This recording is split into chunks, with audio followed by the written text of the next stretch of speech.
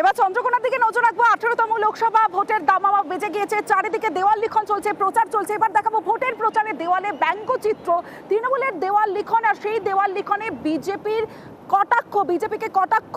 চন্দ্রকোনার মহেশপুরে তৃণমূলের দেওয়াল লিখনে বিজেপিকে কটাক্ষ, কোথাও প্রধানমন্ত্রীকে কটাক্ষ করে লেখা হয়েছে, আবার কোথাও বিজেপি নেতা অভিজিৎ গঙ্গোপাধ্যায়কে কটাক্ষ করে বিভিন্ন ব্যঙ্গচিত্র লেখা হয়েছে। কোথাও প্রধানমন্ত্রীকে কটাক্ষ করে লেখা কুমিরের পেটে দেশের সম্পত্তি, আবার কোথাও বিজেপি নেতা অভিজিৎ গঙ্গোপাধ্যায়কে কটাক্ষ করে লেখা হচ্ছে কোর্টে বসে করেছো অনেক খেলা, এবার তুমি বুঝবে জনগণের ঠেলা। এই ধরনের ব্যঙ্গচিত্র মহেশপুরের তৃণমূলের দেওয়াল লিখনে বিজেপিকে কটাক্ষ করা হয়েছে, যে ছবি আপনারা এই মুহূর্তে দেখছেন। সরাসরি চলে যাবো, সুকান্ত রয়েছে আমার সঙ্গে, সুকান্তর সঙ্গে কথা বলবো। সুকান্ত, যে ছবি আমরা দেখলাম, এই যে ব্যঙ্গচিত্রের মাধ্যমে তুলে ধরা হয়েছে, কি বলছে তৃণমূল, বিজেপি বা কি বলছে?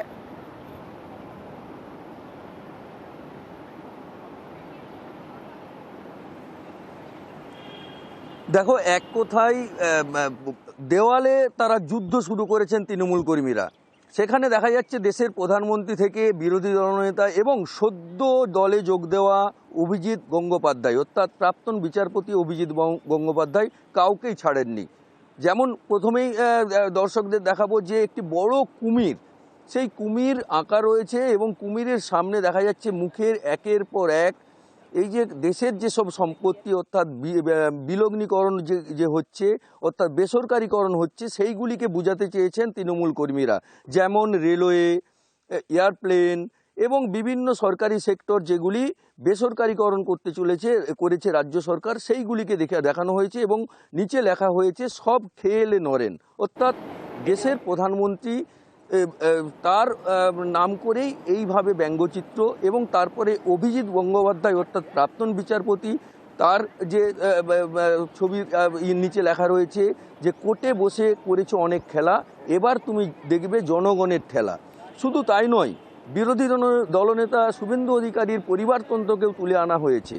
এক কথায় বিজেপি এবং দেশের যে কেন্দ্র সরকার সকলকেই আক্রমণ করা হয়েছে, কিন্তু এই আক্রমণকে বিরোধীরা পাত্তা দিচ্ছে না। তাদের দাবি যে দেশে প্রায় 400টি আসনে বিজেপি তারা আসন লাভ করবে এবং তারা আবার প্রধানমন্ত্রী গঠন করবে, অর্থাৎ দেশ শাসন করবে। অপরদিকে তৃণমূল বলছে যে 42টি আসন, অর্থাৎ পশ্চিমবঙ্গ লোকসভার মধ্যে যে 42টি আসন, টার্গেট তৃণমূলের। বেশ বোঝা যাচ্ছে সুকান্ত, ভোট প্রচারে ব্যঙ্গচিত্র, এই নিয়ে কি বলছে তৃণমূল বিজেপি, শোনাবো। আমাদের 2024 সালে যে লোকসভা নির্বাচন, আমরা কার্টুনের মাধ্যমে দেখাতে চেয়েছি বিজেপি সরকারের যে দুর্নীতি, বিজেপি সরকারের যে কুকর্ম। আর আমার কার্টুনটা করেছি কুমিরটা, ওরা মানুষকে বোঝাতে যাচ্ছি যে একটার পর একটা বিজেপি সরকার যেই ধরনের কুমির, ওই ট্রেন খাচ্ছে, বিমান খাচ্ছে, গ্যাস খাচ্ছে, ঠিক বিজেপি সরকার জনসাধারণের কাছ থেকে একটা পর একটা এইভাবে তারা খেয়ে নিতে চাচ্ছে। এই দলটাই তো ব্যঙ্গচিত্রে পরিণত হয়েছে, তাই কেন্দ্রের বিরুদ্ধে বিভিন্ন রকম অপপ্রচার চালাচ্ছে কেন্দ্র সরকার, এবং অভিজিৎ গঙ্গোপাধ্যায়ের মতো বিশিষ্ট জনের বিরুদ্ধেও তারা কুৎসা রটাচ্ছে।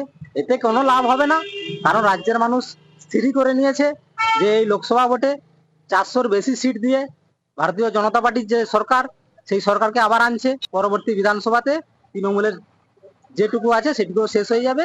তার জন্য ব্যঙ্গচিত্র কি করলো তাতে কোনো কিছু যায় আসে না।